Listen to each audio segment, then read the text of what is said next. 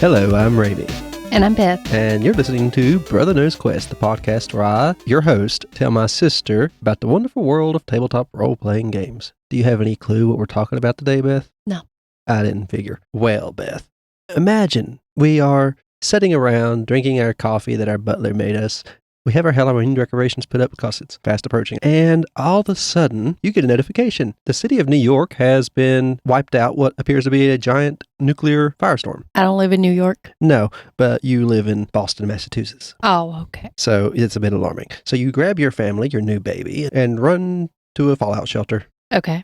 It's Fallout. Yeah, this is Fallout. War never changes. The United States of America is no more. It was destroyed when the world's nuclear warheads were launched. The ensuing apocalypse brought an end to both the Great War and civilized world at the same time. In its place exists the Wasteland. You're kind of familiar with this setting, aren't you? Somewhat, yeah. It is a 1950s theme, like all the cars are long, and but instead of what happened in our past, we kind of got scared of nuclear weaponry and all that, nuclear power. They didn't.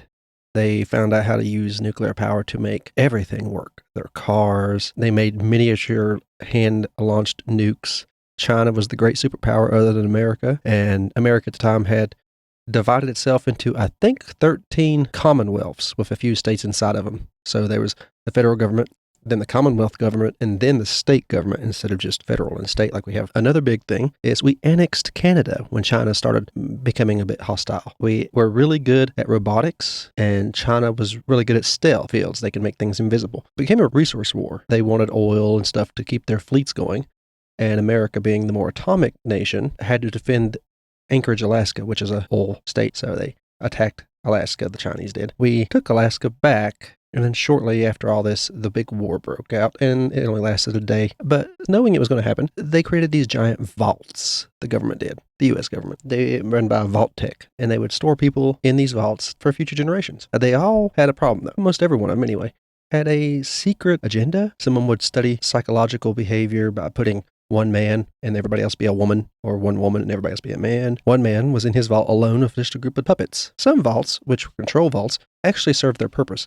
They'd go in there, be safe, come out at a certain point of time, and try to rebuild the world. They did give some vaults a thing called a geck, and basically whoever activates it gets sacrificed. But it can make a patch of, well, a Garden of Eden, pretty much. It brings things to life and all this good stuff. Few people out west have activated their gecks. There's places like Vault City and the New California Republic, which are just governments rebuilding on the ashes. And a lot of it started because of a geck. Most vaults, they don't. There's these terrible things. There was a virus going around back before the war, and they took it and made it into something that was going to try to force evolution on people. The forced evolutionary virus. That has gone bad in the wasteland. Some people turn into super mutants because of it. Giant, hulking, green creatures that are violent, and they can't breathe. And the only way to make more of them is to dump humans in this fluid and turn them into super mutants. Also, the atomic era led to the creation of intelligent robots. You have things like Mr. Handy's. Looks like an octopus, 3 arms, floating on a little jet propulsion thing. It has 3 eye stalks sticking out the top of its round head. They would take care of everything from your baby to your car, your house cleaning. They were butlers or nannies or nurses. And the military had a few called Mr. Gutsies. Their hands were basically just guns and plasma weapons or flamethrowers. Anyway, the game we were talking about is Fallout, the role-playing game, the tabletop version. They also had Fallout Wasteland Warfare, but it was more of a minis game, an army strategy game, I guess. I really don't know. I never played these military-style tabletop games, but this is more of a role-playing game, so you can play as all kinds of things in this game. It is mostly in the Fallout 4 setting, but just before the vault opens, so it's just before Fallout 4 takes place. It's a recognizable place for people who've played Fallout 4 without all the influence that the character might have had from Fallout 4 yet. You played in another Fallout game. The one I ran was on a modded Cypher System game because they didn't have this game when I ran it. Mm-hmm. And it took place in our local town of Abingdon in Virginia. The vault was underneath the Martha Washington Inn. I thought it was under Abingdon High School. Oh, it was. That's because there's actually one there, an old Fallout shelter. Yeah. Yeah, it's been a few used years. for storage now. Lots of chairs. The sign's still up. Yeah. This game's different. It runs on a different side of dice. It's got like, I'll explain the dice and a little bit of the mechanics later on when I talk about the characters. In the actual video game, you get a Pip-Boy. It's a computer on your arm run by little fusion cores. Some of them have, what do you call them? Vacuum tubes. You know how like old 50s tech had vacuum tubes? Well, some of them have those in the imagery and the older games and everything because it is a lot of old tech mixed with new fusion stuff. That's how the video games, the world is there. It's a computer on your arm. but it does a lot more than ours does. And it's still in like the old black screen of green text style stuff that you'd get from older PCs. It's a beautiful setting. I don't know how else to put it. I think of a wasteland, a world, the world you know, with a few familiar places, but also a few odd places you wouldn't expect, like General Atomics, which is a robot manufacturer, or Robco, because I remember his name was Robert House, so he made Robco, who makes Protectrons and other robots like that. You can use multiple settings, not just the Commonwealth, which is what they call Boston area now. Yeah, you can explore the horrifying and puzzling experiments of Vault Tech, become mercenaries, protecting or preying on trade caravans and settlements, trying to make it to the big time with enough caps to live in the post-apocalyptic equivalent of luxury. Caps is what you use as currency, like bottle caps, because being in a nuclear-driven world, the soda of the time wasn't Coca-Cola, it was Nuka-Cola. When you drink it in the game, it does give you some rads, but it was all made before the war. So this was a big deal back then. But we have Radaway, which is a medicine in the game that just gets rid of rads. We don't have that now. You find yourself up against the Elusive and Dangerous Institute. It's another organization that lives under the old MIT building, Massachusetts Institute of Technology. They make synthetic people and replace people with them. Kind of creepy. But, like I said, you don't have to do this in the Boston area. You could do it out west where the new California Republic is.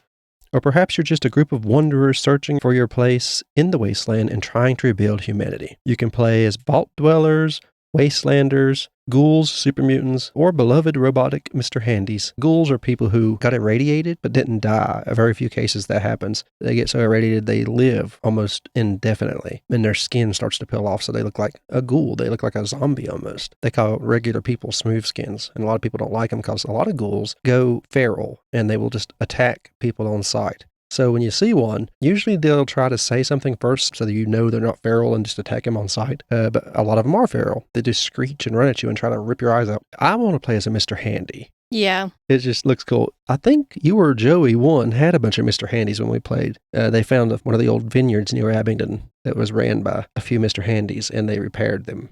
But they repaired it badly, so they only had one arm. And it was like a pair of shears. Mr. Hand. Yeah. One arm and one eye handy. Did you see the picture of the cooking station? I did, but let me see it. Yes, it's an old coal stove in it. Yes, that's what it looked like at Rainbow. Oh, wow. For the ones that would feed you. I love the world of Fallout. It's probably my favorite Bethesda game, and that's the reason I'm talking about this right now, because Bethesda made a lot of the newer games, and they also just came out of Starfield, so I thought it was a good time to talk about Fallout. Modiphius, I should say, created this tabletop game. It has a starter set, a core book, a DM kit you can get that has a GM screen, module in it you can run. They have caps, which you keep track of your action points, I do believe, with this. They have cap cutouts. You can pop them out of the cardboard and you can count out how many action points you start the game with. Because the video game action points are on your Pip-Boy, and they will track. You have the thing called VATS that the Pip-Boy gives you access to. It lets you target a particular person or creature's specific body parts and shoot them to get criticals and stuff like that on like their head or legs or whatever. In this, its action points are used for that and other things I'll explain later. They use specialty dice. You can use regular dice, but I recommend getting the specific Fallout dice because they have, all the stuff written on them that kind of is necessary. And the book has a section that tells you what to, they have a crit hit area. Like they have a D20. It's like right arm, left leg, head, right leg, torso. It tells you what you hit when you do that stuff. Also, Fallout 76 is in the Appalachia region of West Virginia. There's the Mothman, which is another reason I brought this game this week, because we're doing our Mothman episode on horrific history and hauntings. Is that the TNT area? The igloos with all the contamination? Yes. They have the Mothman Museum. They have Point Pleasant in the game and everything. I'm pretty sure they actually do have the TNT area in the game. It would make sense. It would go with it. I didn't know what it was at the time when I came across it in the game, but there was little bunkers. I couldn't get into most of them at the time, but now that I think about it, probably exactly what that is. A little group of bunkers all put together, and I thought it was weird they were so close together. I think they even called them bunkers and didn't call them explosive igloos. If you have to listen to Horrific History and Hauntings, this week's episode, Mothman. It'll be the episode that comes out on, I think, the 13th of September. So when this comes out, it might already be out. It's the Mothman episode, Horrific History and Hauntings, our other podcast. I've told you a little bit about the world. Let me tell you about the game mechanics, and then I'll go over some of the character creation stuff, because it is some of the best part of the game. 2 types of dice in this. You use a D20 and D6s. Ideally, you want at least 2 d20s per person and at least 4 d6s. They're called combat dice, the d6s are. They have a special symbol on the ones that come with the starter kit, which is the Vault Boy. He's like the mascot for Fallout. He's in the Vault jumpsuit. Every Vault has a jumpsuit, like a blue jumpsuit of gold. That's like Vault Tech's colors. So when you go to the Vault, they put you in a blue jumpsuit with the Vault's number on the back. There were so many Vaults made. The cover of the starter set has 95, so I take it Vault 95 has a big to-do about... I haven't read all through the starter set. I read the main book. Anyway, the D6s are called combat dice. They recommend you use the custom D6s and the D20s, but you don't have to. There's a chart in here that tells you what numbers represent what in the special dice they got. So if you want to roll regular D20s and D6s, you can buy them on Modiphius.net. This isn't sponsored by Modiphius or anybody.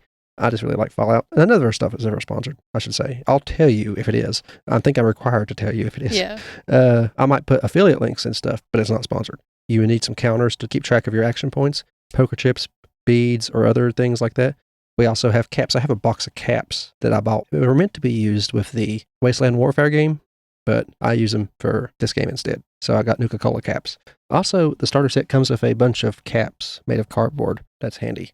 And when it comes to rolling the dice, first you choose an attribute plus your skill. The game master chooses what attribute and skill you need to roll. Add together the attribute and the skill. This is your target number for each d20. You can suggest which attribute and skill, but the GM usually has the last say. Your target number is the number each d20 must roll, equal or under, to generate success. So you have to roll under your target number on this game. The difficulty is usually normally between 1 and 5. You'll have to roll under on those d20s. You roll a dice pool, not just one d20. Ideally, you'll be rolling quite a few d20s. I think the most you'll be able to roll is 5 d20s, depending on how well you are at the subject. So you get extra d20s in your hand to roll. It's a dice pool. And for everyone that rolls under or at your target number, it's a success. So he'll say a difficulty of 2. You roll a handful of d20s, however many you get, and hopefully you get at least 2 at or under your target number. You can buy up to 3 more d20s by spending action points. After you've added your extra dice from the spending action points and all that, you then roll the entire dice pool, like I said. If the skill you're using is a tag skill, which is what you'll get when you create your character, you have certain tagged skills, you score a critical success for each die which rolls equal or less than your skill number. So if it's a tag skill, it's considered a crit when you roll and succeed on that. Each 20 you roll on a d20, though, generates a complication. I'll explain what those are later, because rolling high is bad in this game. Each success above the difficulty, like you needed 2 of the rolls to be under your number, so you roll 3 of them. Each success above that becomes an action point to add back to your action points. You can spend them later. And the game master describes the outcome. Here's an example. Nate, which is probably not coincidentally the same name as the character you play as in Fallout 4 if you play the guy and don't change his name is Nate, needs to find out if Codsworth, that's his Mr. Handy, is okay. He's been on his own for 200 years. His test is difficulty 1, and he must make a charisma plus speech check. So his charisma is 7. His speech is 2, so he adds it up. He's got 9. So he's got to roll a 9 or under on Nate's 2 d20s. He didn't buy any extra. Mm-hmm. Checking the results separately, and he rolls a 5 and a 19. Because the 5 is equal or below Nate's target number, he scores 1 success, which all he needed was 1. Passes. Codsworth describes how hard it's been trying to keep the house clean for 2 centuries. By the way, in Fallout 4, it's been out for years now, so a spoiler. Fallout 4, your character, your wife, and your baby, or your husband, depending on who you play as, is cryogenically frozen. That was the secret of that vault.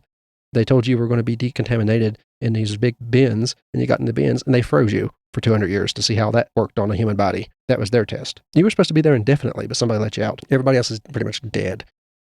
Your baby's been kidnapped. Your wife's been shot, or husband, depending on, like I said, who you play as. And your job is to go out and find your baby. I don't want to. Yeah, most people don't. They get out of there and immediately go off wandering the wasteland, join some faction to play as. Some example difficulties, gathering rumors around a settlement or something like that is a difficulty 0. You shouldn't really roll for it. You just kind of check out people and talk to them. Shooting a target at close range is like a 1. Breaking down a reinforced door is a 2. Identifying an unknown poison is a 3. Hacking complex computers is a 4. Convincing an enemy to stand down is a 5. So imagine having to roll 5 successes on a handful of dice. If you roll a 1 on a d20, though, it's a critical success, since low is better. A critical success generates 2 successes. It wouldn't be that hard to get 4 if you rolled a crit on 1 and you already had 4 dice and maybe you got the other ones. You could probably work it out. And for each success you get over your target number, you get to add some action points to your character. If you roll a d20 and get a 20, you get the complication. It makes the games more difficult. It comes into effect once the test has been resolved. It can introduce problems like a gun jamming, breaking a lockpick, or it could make a specific test with your skill more difficult in the future. But it does mean you still pass. Just because you rolled a complication don't mean you can't pass. It just means there will be something unpleasant in the future in some way. And if the game master can't come up with a reasonable complication, they gain 1 action point to use with their non-player characters against you in the future. Also, you can use your action points to buy D20s. You can obtain information, ask the game master a single question about a current situation, reduce time it might take for you to do a specific test so you can get it done quicker, take an additional minor action, take an additional major action if you spend 2 action points, or to add an extra combat die to your roll, which determines the damage. The game master has action points. They have 1 AP action point per player when the start of the game, and they can gain more depending on what's going on. As a character, you can buy action points. If you don't have any more to spend, you can buy them by giving the GM an action point. You get an extra D20 to roll. So basically, the only way you can buy an action point is if you need to roll D20 for something. You can buy D20s, give the GM a action point to use against you later. That's dangerous, though, because you never know what he's going to use it on. Something he really wants to hurt you somehow. You have luck points. You have a luck skill in this game. You can spend to shift the odds in your favor a number of different ways. When you start each quest with a number of luck points equal to your luck attribute, you can spend 1 luck point to introduce a helpful fact or detail about the situation you're in, something you'd have to be lucky to encounter. You can stack the deck, spend 1 point of luck before you attempt a skill test to use luck instead of the attribute you would normally use. If your luck skill is particularly high, that'd be useful. Lucky timing, a combat encounter. At the start of any round or immediately after any other character or creature has acted, you may spend 1 luck point to interrupt the normal initiative order. I'm just going to say I'm going to go now because I'm lucky. You can also spend 1 or more luck points to re-roll dice in a pool you roll. You may re-roll 1 d20 or up to 3 combat dice, the d6s. Now, when you start a Fallout game, you choose your attributes. And Vault Tech has a nice way of doing this. When you live in a vault, they have to keep track of what people should do. They kind of job place you in a way. And a lot of times that's because of your special, your strength, perception, endurance, charisma, intelligence, agility, and luck. They shorten it and call it special. You are special, and this is what's special about you. You add those points into there. It's kind of like D&D's dexterity and all that stuff. Well, luck is the only oddball one, but a lot of people like to play luck builds. And in Fallout 4, you could find your baby's special book. It's like a book that says, you're special on the front. It's like a kid's book. Yeah. You pick it up and it lets you add 1 point to any of these you want, which is a big deal. That's 1 extra point towards a whole lot of things in the game. The skill list, we have athletics, which is, of course, strength, barter, which is charisma, big guns, which is endurance, using heavy weapons such as miniguns and Fat Mans, which is Fat Man is what launches tiny nuclear weapons like a missile launcher. Yeah, they blow up entire buildings. Energy weapons, which is perception, explosives, perception, lockpick, perception, medicine, intelligence. Melee weapons is strength. That makes good sense. Pilot, flying or driving, is perception. Repair is intelligence. Science is intelligence. Small guns is agility. Sneak is agility. Speech is charisma. Survival is endurance. Throwing is agility. And unarmed attack is, of course, strength. Okay, here's the backgrounds, or the classes, I guess you could say. A Brotherhood Initiate. Born from the terrible revelations of the Mariposa Rebellion, Roger Maxson formed the Brotherhood of Steel so that his people, and eventually the rest of the survivors in the New World, would have something to believe in. With its own mythology, creed, and hierarchy, the Brotherhood of Steel's primary goal is to recover and preserve technology of the pre-war world. With the Great War disrupting humanity's access to technology, the Brotherhood, Knights, and Scribes do all they can to secure the technology of the past for the needs of the future generations. They are more like a knightly brotherhood than a branch of the military now. And they have a trait if you choose this as your background. The chains that bind is their trait. You gain 1 additional tag skill, which must be 1 energy weapon, science, or repair, because they're all about technology. That makes sense.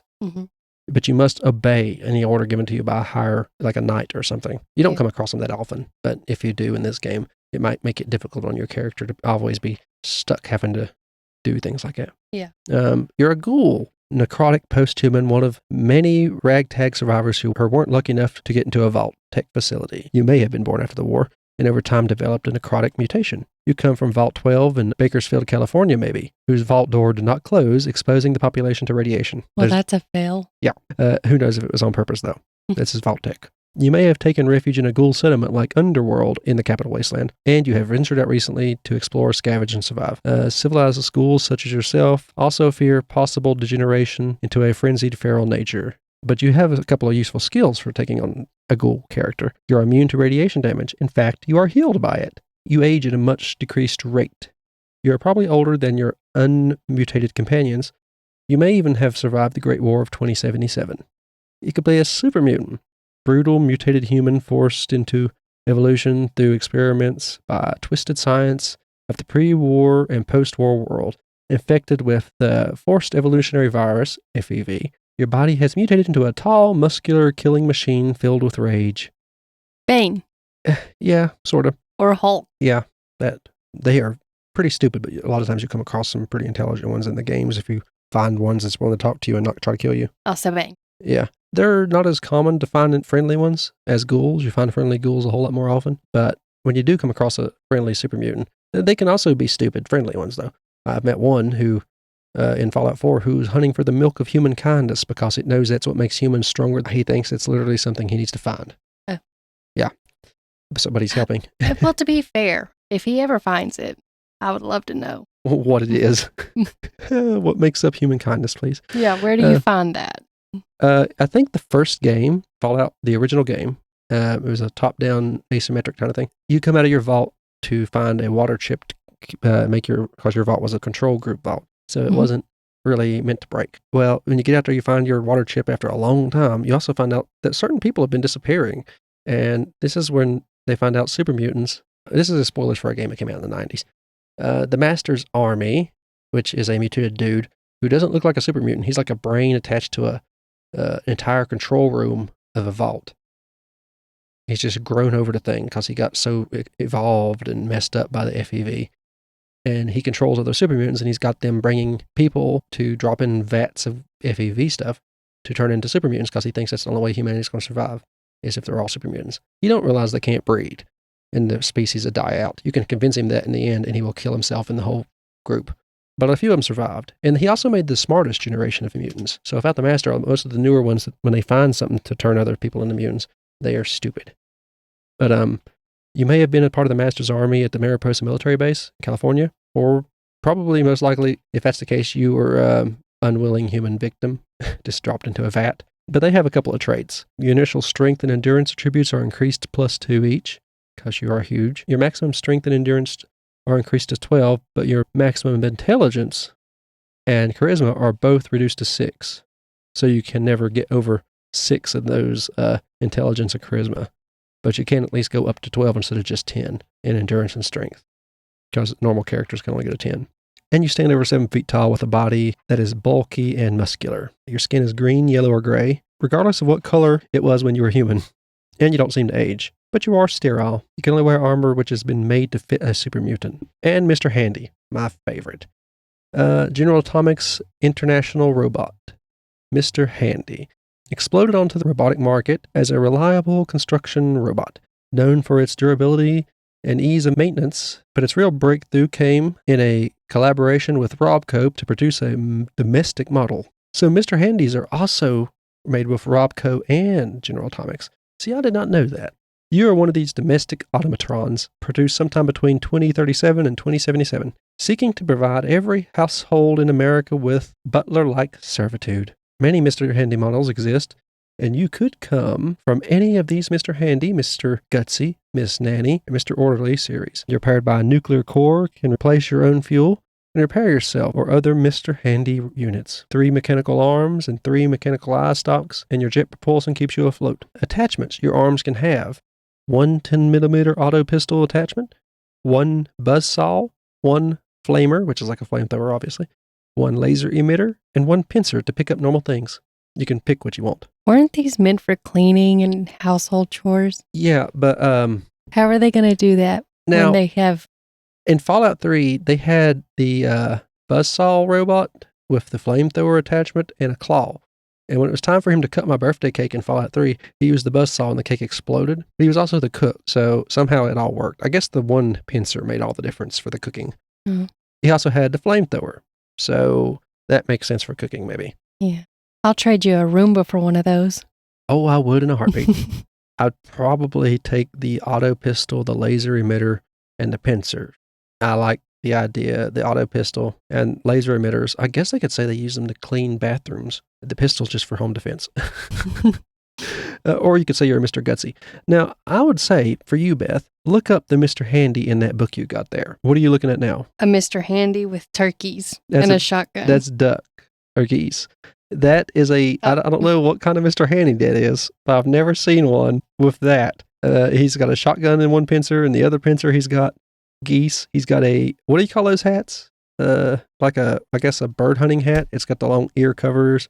It's plaid, and it's got a bill on it like a normal baseball hat. I think of people in cold areas Canada? Ice fishing. Yeah, Canada. He looks like a hunter, a stereotypical hunter, but he's a robot with his thrusters and he's got a buzzsaw, so at least he can skin these or defeather these things, I guess. I don't really know how that's going to work for him. Here's your traits as a Mr. Handy. You have 360-degree field of vision, improved sensory systems that can detect smells, chemicals, and radiation, reduce the difficulty of perception tasks by 1. That's not bad. You can choose not to have a pincer attachment as a Mr. Handy, but in doing so, you'll be unable to make unarmed attacks, manipulate objects, and you cannot attempt to test that as lockpick repair or throwing because you have no limbs, no digits to do things with. You could also play as a survivor, somebody whose family's just descended and survived outside in this wasteland the whole time. You are the living legacy of the people who prepared for Armageddon on their own. You are only alive in the post-nuclear apocalyptic landscape because your forebears dug in, survived, and found community enough to continue humanity's existence. Settlements, isolated shelters, and traveling groups that sparsely populate the wasteland from the west coast to the east coast. That's where you're from. New California Republic, you join the Minutemen on this coast, which is a group of kind of like the Minutemen in the Revolutionary War. They are a group of small, volunteers from each settlement that take care of everybody else. And if somebody's in danger, they all band together from different settlements and help. You can join that in Fallout 4. Traits. You may choose 2 of the following traits, or 1 trait with 1 additional perk as a Wastelander. You're educated, you're a fast shot, you're gifted. Choose 2 more special attributes, what that means. You're heavy-handed, your melee damages does +1 extra die.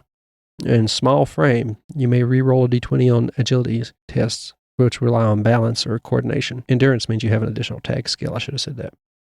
So it's a very well-rounded option for you here, just playing a survivor from the wasteland. And Vault Dweller, which is what you normally play as in a Fallout game. You don't really have an option. I guess you can become a Brotherhood Initiate if you join the Brotherhood of Steel, so you get both. When the bombs were falling, you or your predecessors were lucky enough to find safety in one of the 122 Vault Tech facilities. Deep underground, protected by thick blast doors and layers of rock and concrete, your family either had enough money to buy their space or were randomly selected to enter the vault to be saved from nuclear devastation above, perhaps only to be condemned to immoral experiments run by Vault Tech. That was in the fine print. Yeah. You are free from mutation and disease. The vault you came from used you as a human test subject, manipulating your understanding of the world and your behavior in order to study you. Whether through design or poor planning, many of the vaults were not well stocked or prepared for the long wait until nuclear fallout had reached safe levels outside. Many fell into disrepair or out of supplies. Many vault dwellers sought help from the surface, which is, how you got into the first Fallout game. So that might be why you're out here, for supplies, help for your vault. Trait, Vault Kid. Your healthier start to life at the hands of trained doctors and sophisticated autodocs means you reduce the difficulty of all endurance tests to resist the effects of disease. In addition, your carefully planned upbringing means you have 1 additional tag skill of your choice. You could also choose to play as a Ghoul Vault Dweller, where you gain necrotic post-human trait instead of Vault Kid trait. You also may choose 1 of the Vault Dweller equipment packs when you make your character, which I ain't going into equipment in this game.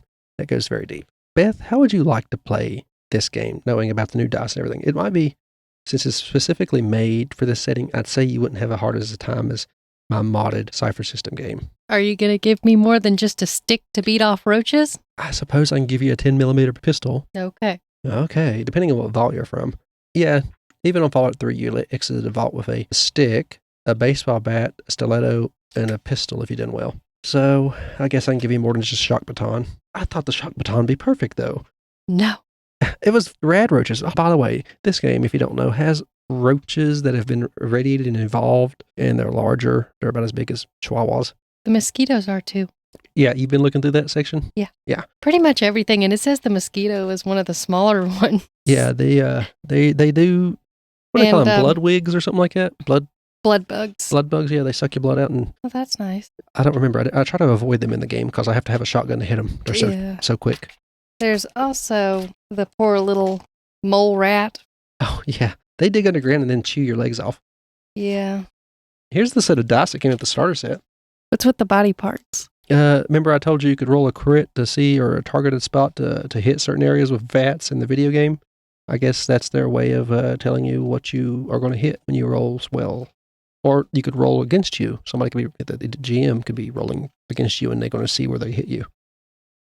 It's actually a very useful thing. It ain't the first time I've seen them. They've been in other games. You can add them into D&D too.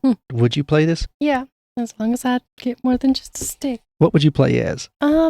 Probably the robot. Mr. Handy. But I don't know. Remember when I told you the Institute made synthetic people and replaced them sometimes? Mm-hmm. Okay. Well, you could also play as a synth. I didn't mention that, but it is a optional. That's what that was. Yeah. Now, the ones you're looking at are like old first-gen synths. They look like mannequins on the move, pretty much. Mm-hmm. Yeah. The newer third-gen, they look human. They have blood and everything. Like, you could sneak by the game playing as a synth, and there's sections in here that cover how to do that, too, if you want to play as a synth, because they have their own perks, like radiation resistance and everything. Matter of fact, remember how I told you maxing out your skills, like your specials? Yeah. You only go to 10 if you're a normal person. The newest generation of synth, all their stats, they're all set to 8, all their special attributes. So they're almost maxed out on everything. That's how perfect they are. They are called Corsairs, and they are the Institute's best military force. I love the Institute, though. These are robots. Oh, you found the General Atomics and stuff robots, didn't you? How do you like the setting? Like a 50s nuclear but advanced situation. It's like what America in the 50s and those commercials for electronics and all that, gadgets. It's like what they thought the world would be in 2077. That's what this seems like. Yeah. Because if you notice back then, they still had rounded vehicles and stuff in those advertisements. Yeah. But Stubbs the zombie. Yeah, Stubbs the zombie. That's exactly what I think of. The city of the future. Things were much, much prettier if it would have been that way. Yeah, it would have been. I still like the 50s look, not so much the politics. Look forward to our second Mothman episode when it comes out, Horrific History and Hauntings. We should have one when we get back from going on a trip up that way. We just talk about what we did up there. Yeah. If you think you want this game, like I said, it's not sponsored, but we do have affiliate links for both DriveThruRPG and Amazon. So if you want the digital version of this or the starter set, and there's a free quick start guide on DriveThruRPG, I'll leave the links to the DriveThruRPG affiliate links and the Amazon physical copy affiliate links in the description of this episode. If you're watching on YouTube, you'll find the link to our website, or you can find the regular podcast in the description. If you're listening to the podcast, you'll find the link to our YouTube channel in the description. We also have another podcast we do called Horrific History and Hauntings. We've talked about it a little bit. It's where we talk about horrific history or hauntings or both. And my sister is the one that talks mostly during that one because she does all the research. And I'm just here as a passenger to comment occasionally on what I think these people are doing wrong. Also, I have one with my friend Dakota where we talk about video games. I've been talking about Starfield the last couple episodes. Normally, it's 1 week he does something, 1 week I do something. It's about a game we really like. If you want to leave a review on YouTube or on any podcast player you're listening to us on, that'd be nice. We would enjoy that. We don't get much feedback. We have our Twitter and our social links in the description as well. If you want to reach out about this particular podcast, do it through our Twitter. That's the one I'm in charge of. My sister has her own email for Horrific History and Hauntings. Thank you very much for listening. I've been Ramie. And I'm Beth. And this has been Brother Knows Quest. Goodbye.